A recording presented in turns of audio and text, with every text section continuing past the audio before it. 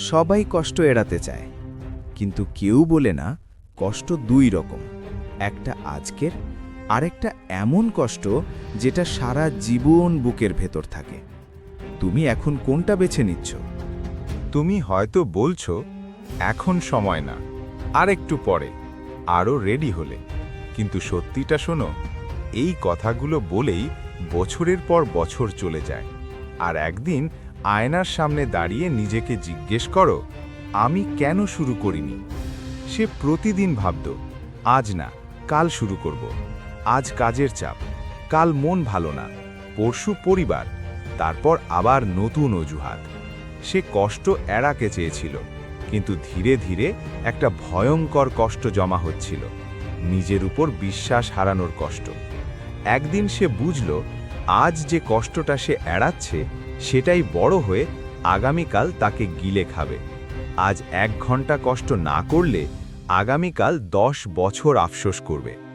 সেই দিন প্রথমবার সে প্রশ্নটা বদলালো, এটা কষ্টকর?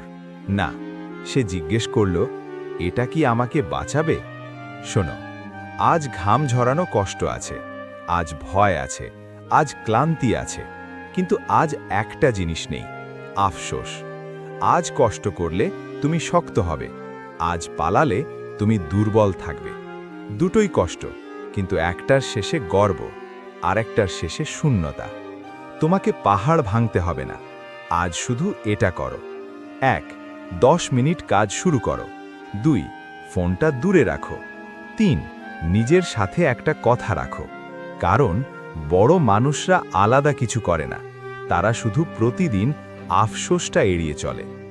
একদিন তুমি ফিরে তাকাবে, সেদিন নিজেকে জিজ্ঞেস করবে, আমি কি তখন সাহস করেছিলাম?